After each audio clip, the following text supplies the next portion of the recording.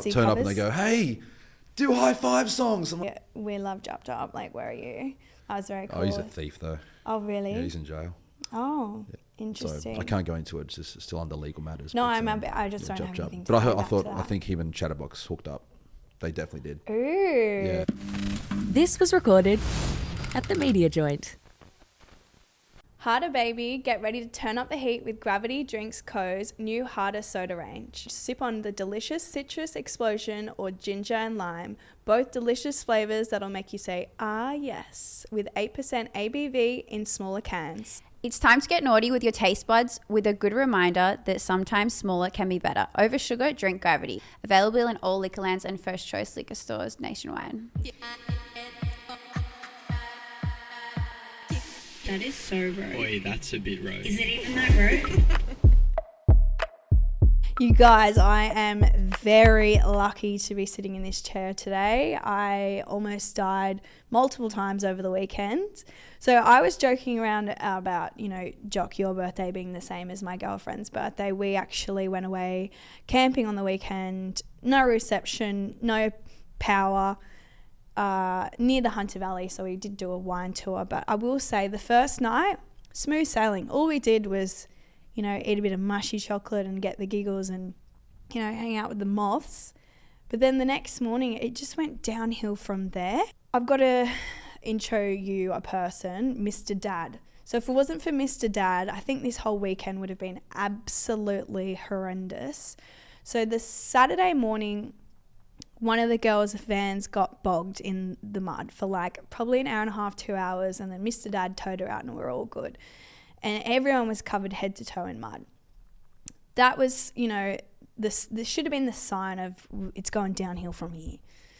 Did our wine tour, and must I say, wow, like that was my first time ever doing a wine tour and I was absolutely pissed after the first winery. It's definitely not for light drinkers. The only people that weren't pissed in there were like people that were boomers and they clearly drink every night. But anyway, so after we got back from the wine tour, again, smooth sailing, we're just having a couple beveraginos before bed. Woke up the next morning and a few of the girls had left. We'll name her the Stoner. We've got an RN and we've got a soccer girl. Soccer girl's got to get to soccer back in Sydney. And it had rained overnight. The creek had crept up a little bit. And before you know it, I hear a scream for help. And everyone's kind of looking around at each other. And then once I heard my name, when you're calling the mum, you know that's when people are in trouble. Ran over. The girls are bloody floating down the creek in the Hyundai. The Hyundai was filling up with water and these girls have scrambled on the top of the roof. So I've yelled out to Mr. Dad to get his car. He's gotten in his jocks. He's had to swim out to the girls and hook the car up with another friend, and Mr. Dad tows them out. Now everyone's a bit shaken. We've got to leave the Hyundai behind. We're not done there. I've then put the girls in my dad's van because it was raining. I took the van instead. And we've taken another exit to get out of Cranky Rock. And we're going up a very steep round hill. And of course, the van doesn't make it. And unfortunately, the van is slipping. And if my dad's listening to this, I'm so sorry I downplayed it a bit. But the van was hanging off a fucking edge. We had to just jump out of the car. And again, Mr. Dad arrives. He fortunately was able to strap around the wheels. Anyway, a bit of plastic broke off, and when we finally got back to Sydney, my dad was a bit annoyed, as you would be, that a bit of plastic was missing off the van, but I couldn't even tell him it was a life or death situation. I just had to be like, you know, I'm really fucking sorry. But holy fuck, I can't believe we almost died 3 times camping. So I don't think we'll be going camping again for a very long time. That wouldn't happen to anyone else except for you. Yeah, you know what? If you're watching this, so if you're on Spotify and watching this, I'm actually going to put some photos in because it's actually so fast and I'm not making any of this up. It was absolutely terrifying. At the time, like, I didn't want to be the person being, like, upset or anything because, you know, someone's got to keep their cool. But there was definitely a lot of tears and a couple of panic attacks, I'll tell you that much. What happened to the car that floated down the river? It's at Cranky Rock. Still there? It's still there. What else were we meant to do? It was pissing out oil, like all her shit. Like it went up to the doors, the water, like inside the car. And I did scream out to the girls, grab your important belongings, the Prada bags and the fucking hydro drink bottles. I'm like, girls, your drink bottles can fucking float. Leave them. Grab your belongings. Anyway, it wasn't funny, but it is kind of funny now. So it turns out we love men. We actually need men in our lives. That's what we gathered from the weekend. That wasn't the only traumatizing thing that happened on the weekend, actually. When we were at the winery, let's say the wine expert, he invited us back to his place because it was raining, and I was kind of like sitting there. I was just too drunk to say anything. And in the Hunter, they're not allowed to have food at the venues anymore. So I was like begging this guy, I'm like, please get some crackers out of your lunchbox if you got any. And he brought me some crackers. And then, he's invited us back to his place to stay. And we were like, no, maybe not. Some of the girls and guys were like, yeah, let's go to his. It's much drier. But then he ended up saying, like, I know exactly where you guys stay. I'll come find you guys. He didn't, thank God. You've attracted another creeper. He was definitely not straight, which was the strangest thing about it. But anyway, he must have just needed some friends. So, on theme of our guest today, it made me think back of what were some of my favourite shows in the noughties that maybe aren't that common. I had Blue Water High down. Did you watch Blue Water High? Nah. So Blue Water High was like a surf show. Like they were in high school and they would go surfing and fly. I vividly remember I had a surfboard go into her teeth and knock her front teeth out. So every time, I was in the water, I'd think of Fly. Angelica's Anaconda. I've never even heard of that. I've heard of Blue Water High, but not Angelica's Anaconda. So they're the characters that kind of look like the Huey characters. That male figure. Is it Huey? Not Mad Huey. I don't think Mad Huey would resonate with children's content. Yeah, I agree with that actually. The Saddle Club, surely. Fuck yeah. I had a Saddle Club, little tin pen. You're worse than me. You were rinsing me this whole time. You're a very bad singer. Oh no. The Sleepover Club, had that on video. Would have a literal sleepover with my friend and we'd watch the Sleepover Club for hours. All I remember a girl called Fliss. That's all I remember from it. Round the Twist, we had to watch that on a rainy day at school. Fuck yeah. Round the Twist. I didn't really like it. I just remember having to watch it. Another catchy song. Go on then. No. Like you would say to me. Yeah. Mortified. I just remember Taylor. She was such a baddie and she had that friend. I think his name was Flynn maybe. Anyway, I don't really remember much about the show, but I'm sure one of you guys can remind me. And then the last one, it popped up when I was searching naughty shows, and I just briefly remember it being on the ABC, but the Basil Brush Show, it was like that puppet fox thing. Yeah, I don't remember that one so much. I'll put the photo in so you guys can see. You haven't done any like cartoon style shit? No, I was just thinking of random crap off the top of my head. Dog? Yeah, Cat Dog was a good one, obviously. Jimmy Neutron? Yeah, but this is not free to air, Jock. You obviously had Foxtel. Well, that's the only TV we could get out in the country. I had ABC, darling. No, we got ABC. Well, but I think it all came over the satellite, the same Foxtel. Okay, well then we've got bloody Blinky Bill. Did you watch Blinky Bill? No, but I swear Jimmy Neutron was on like the Saturday mornings. Saturday Disney. No, ABC. It would come on after Rage. I just don't feel like Jimmy Neutron was on the ABC. No, maybe I'll fact check that later. Because Guest appealed to toddlers at the time, and let's say right up to preschool and early primary, I have an Infy moment that involves my child that I didn't know if I was going to share this or not. Banks is potty training at the moment, and he will only go to the potty if I'm sitting on the toilet too. And it was in the morning and I really needed to do a number 2. So I'm doing a number 2, and then Banks is peed in the potty. He stands up whilst I'm mid, going to the toilet, and he goes to pour the piss on me. So I jump up out of the way so he can pour the wee in the toilet for me. I sit back down and then whatever, flushed. And then I was like, why the fuck is there poo on the fucking toilet seat? When I jumped out of the way, shit went on the toilet seat. And then I sat back down on it.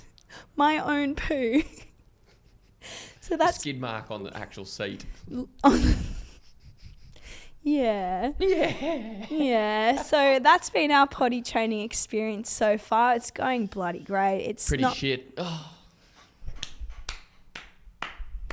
nice. On that note, we may as well bloody introduce our guest because I'm very excited to have him on. Nathan, welcome to A Bit Rogue. I'm so stoked to have you here. Can you give us a little rundown of what the listeners might know you from and what you're currently doing?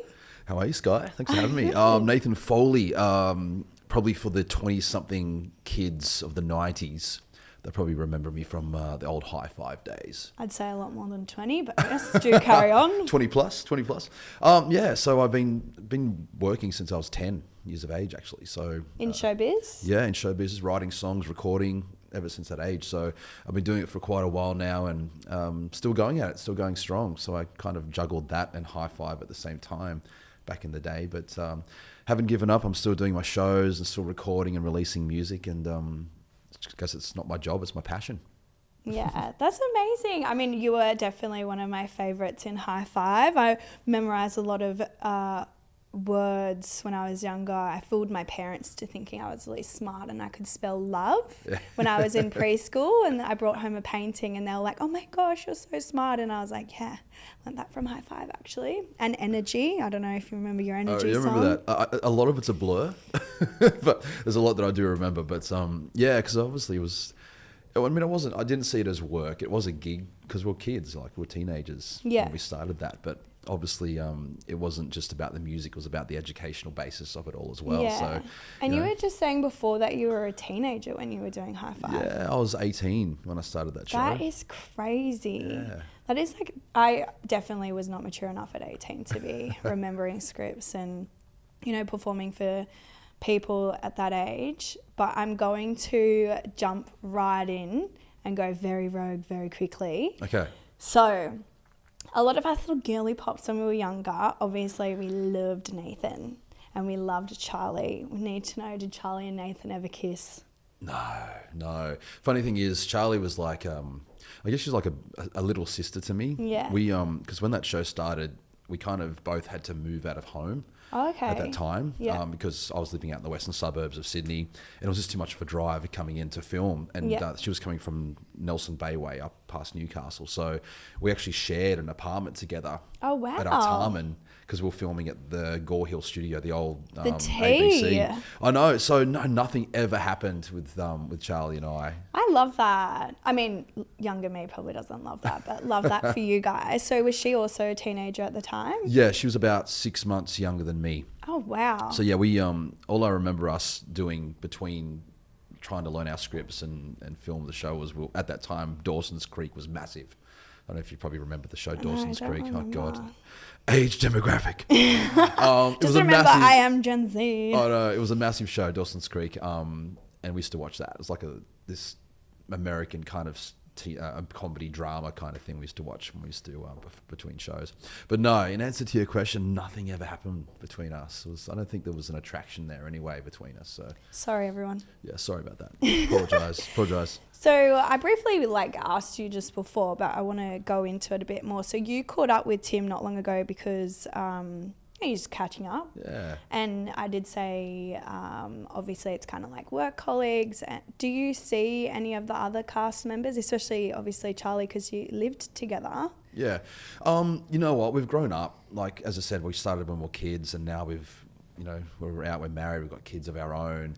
So we've kind of gone our own different directions as well. Two of them, I think Kelly's just moved to Sydney. Yeah. Tim's in Newcastle. I'm on the Central Coast. And Charli and Kathleen are in Queensland. Oh, wow. So it's kind of one of the things. But you know what? We've been trying to get ourselves together to have a reunion, which was... Oh my God, please do an actual reunion show. It's my fault. One night, I did I worked with the Wiggles, right, for one night. They were doing an adults. Is that the Christmas thing? No, Oh, no. It was an 18 plus show in Sydney. Yeah. And it was the night that Greg had his Cardiac arrest. So I was there. I went out there and I did a few of my original songs. And anyway, I saw how the crowd were reacting to the Wiggles doing their thing. And I thought, you know what? Damn, I think Hi-5 could do this. So I went back, had a couple of drinks, and I was just like, I posted up an old photo of Hi-5 and said, would anybody interested go into a Hi-5 18 plus show if it ever happened? Next day, media were contacting me, TV shows, radio, everybody going, is this true? What's this about, a Hi-5 reunion? It just went ape shit, went all over the place. And I woke up because I was like, what the hell? What did I do last night? And ever since then, I've been bugged for the last 3 years saying, when's this reunion happening? When is this reunion happening? For real? Yeah. You know, and look, I'll be totally transparent with you guys. We do want to do it. We really do want to do it. But it just comes down to we don't own the show. Yeah. We've got as a Malaysian company that owns the rights to the show and all the old footage and stuff. So we'd have to cut a lot of tape to get through it and do it. Unless we did Could a cover. you be like a cover band of our band. Yeah, like a debut. Call it Hi-5. Yeah, Hi-5. Anyway, that probably Wow. come across a bit wrong, actually. No, that's fine. Over 18s. Hi-5, okay. Yeah, that'll be fun. Speaking of the Wiggles, Yeah. I went to an OG concert last year. Loved it. So speaking of the Wiggles, I feel like a lot of kids growing up, you were either Hi-5 or you were Wiggles or you maybe watched both. Why do you feel like the Wiggles continued on? And, you know, obviously they have had many different cast members over the years. Yeah. Why do you think that Wiggles continued on and Hi-5 didn't? Well, the Wiggles started off as the Cockroaches. Did you know that? Yes, As a yes, we pop band. learnt So that they were with Greg. already an established band that they put together themselves. Yeah. The big difference between the Wiggles and Hi-5 is that we were an auditioned band. Yeah. We didn't come up with the concept. We didn't Someone come up with the else's name. idea, It was they someone just else's needed the idea, puzzle pieces. And primarily just a TV show. They didn't plan on getting us out and touring for 7 months of the year or recording albums or videos or anything like that right at the beginning. Yeah. It was just an educational show. Our producers were from, part producer of the Bananas in Pajamas and Posey Graham Evans, also it was Helena Harris and Posey Graham Evans. She did McLeod's Daughters.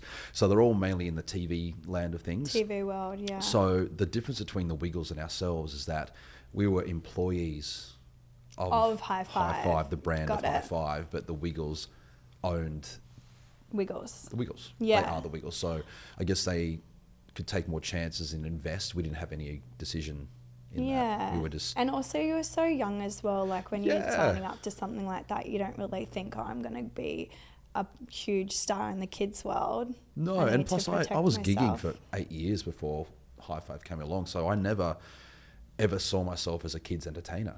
Even Yeah. when I was doing the show, I was working to adults most of my life, and when I got into the show, I was just like, okay, well they're littler humans. I'll go out there and I'll sing and do what I usually do. Yeah. But it's just the content's different. You know, the music was more kid friendly, and the lyrical content was a lot different. Yeah. But then during the time doing that show, it became a lot more than just the music. It was, we, reached out to so many kids in a different way, by educating them and going to the kids' hospitals and visiting the sick kids that, were terminally ill, just to see, the reaction and, what we brought to their lives was just incredible. So it was looking back on it now, it is a massive blur to myself because we were younger, but it's because of guys like you coming up and saying, hey, oh my God, that show reached out to us and touched us and gave me this or educated me or made me feel good. It was like you're like my big brother or something like that. So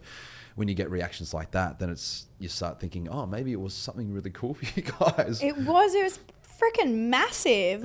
We didn't see it that way though. We were just doing our thing. Oh my God. so. No, someone, I was away on the weekend with my friends and I was like, oh, does anyone have any questions for Nathan? And everyone was like, oh my God. I think maybe you had no idea about how, everyone at preschool was like, Hi-5, you know? And obviously we love Jup Jup. Where are you? That was very cool. Oh, he's a thief though. Oh, really? Yeah, he's in jail. Oh. Yeah, he is. Yeah. The real... Hard time, yeah. Hardcore thief, Jup Jup. Oh. Yeah. Was that a hand? Yeah, yep.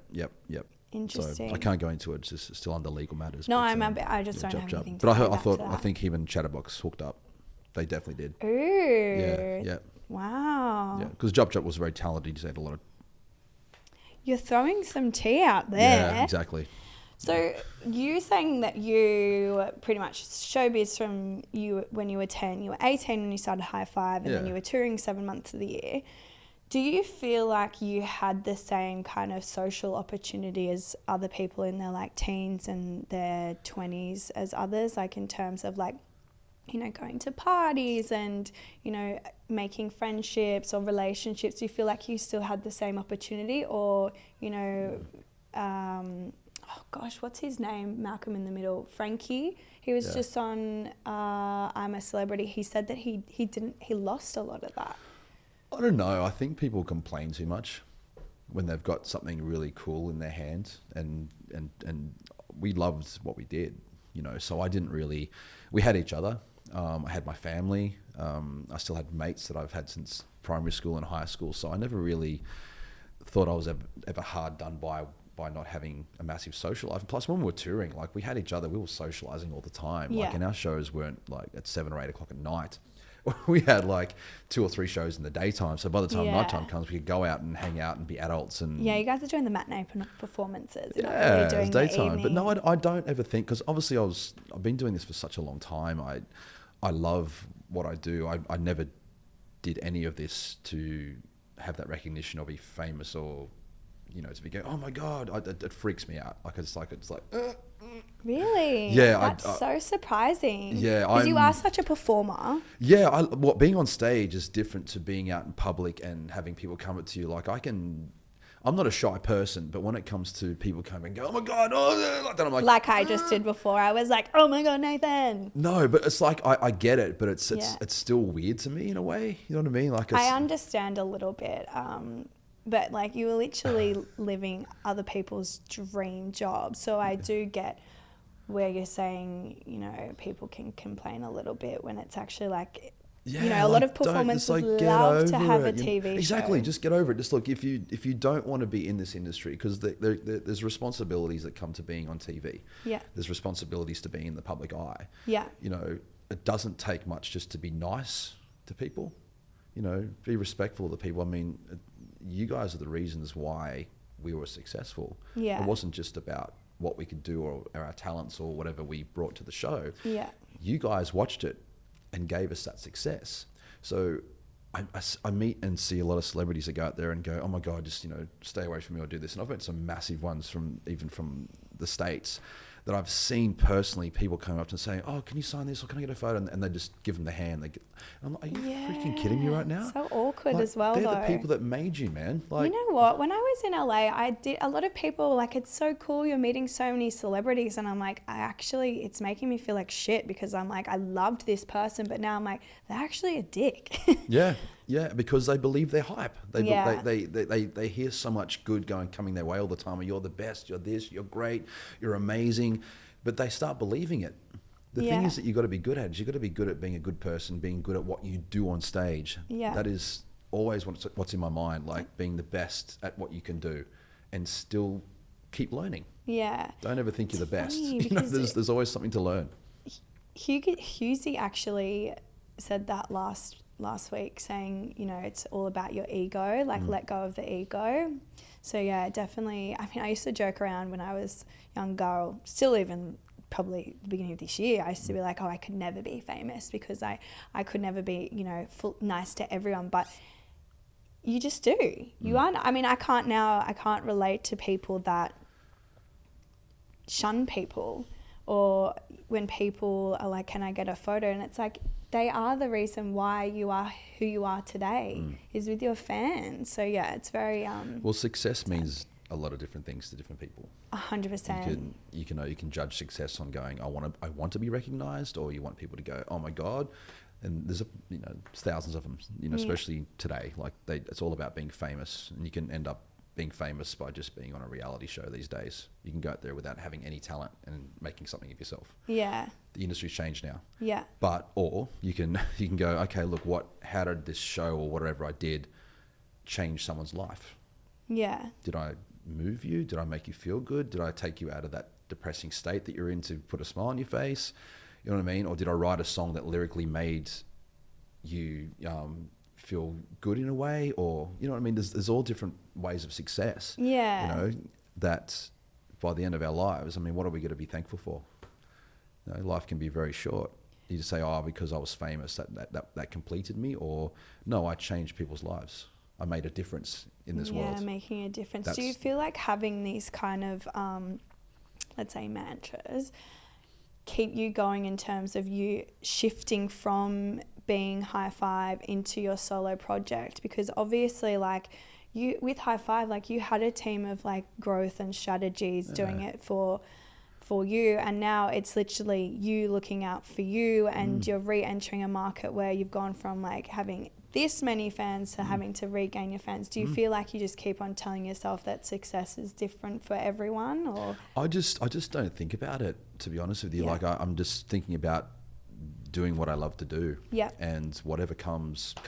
You know, if I just like to write music. I love to put it out there into the world. If it's a success, fantastic. If it's not going to make me give up. I'm going to keep going and going. And I mean, what's the worst that's going to happen? People don't hear your music. Well, you know what? As you know, geez, I'm early 40s now, so it's not like I'm. You do not look early 40s. I am. You look fabulous.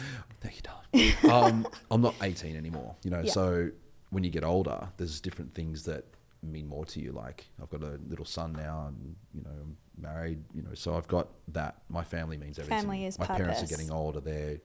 They're not going to be around forever. So that's important to me. Yeah. I don't want to sort of just worry too much about the success that doesn't need to be worried about. You know what I mean? Yeah. I'm just doing what I do because I love to do it. But I've learnt a lot. You know, Hi-5 made me learn a lot, and it was a different kind of machine. Yeah, for sure. I feel like any performer could agree that, you know, being in a show something like Hi-5 would teach you so much discipline and drive. Yeah. So when you are doing an independent project, that, you know, you continue on that discipline. It's more personal. So you've recently had a single come out. Yes, Where I Belong, and music video. So I've got a few actually. A couple of years ago, an album called Hurricane. But I wrote everything myself. So I've got about five music videos on my YouTube account. And this one is a little different. It's got a bit of more of a soul jazz kind of vibe to it. Nice. Just stepping out of that kind of pop rock kind of feel. Yeah. But yeah, the music video is kind of special. The other ones were film crews and everything put together. This one was more home videos. Nice. Yeah, so check it out. Oh yeah, I saw a bit of clip of your wedding video in there. Yeah, it's like the beginning of our relationship up until that point. That's so beautiful. Yeah, so it's very special and very very personal, this one. I love that. Yeah, it's called Where I Belong. Well, you've also got a song coming out on the 12th of August as well. Yeah, that's it. That'll be film crew for that one. Film crew for that one? Yeah, it's called Without You Now. It's a song that I wrote a little while ago, but it's epic. I can't wait to share it with you guys. It's got a bit of a Coldplay kind of feel with it. We love that. It's really interesting. So, do you know what? Next year, I reckon. You know the Barracks in Manly, Night at the Barracks? I've heard of it. Yeah. We need to get you on there. Yeah. We're having a night with Nathan. Oh, okay. And we're gonna go listen to, because you do. They'll probably turn up and they go, "Hey, do Hi-5 songs." I'm like, do you get that? Oh, hell yeah, all the time. That's so funny. Yeah. Because you've just been doing the is that Aussie to the Bone? Yeah, I got a show called Aussie to the Bone. It's covers, right? Yeah, covers of, like, you know, John Farnham, In Excess. You know, that's perfect bands. Because parents of Hi-5 who still know you fucking would love that. Well, I did a show at Avoca Beach Theatre just a couple of weeks back, and the demographic was insane. Like, it ranged from 20-year-olds up to 70-year-olds. Yeah. It was just this broad range. And I was asking a lot of the people after,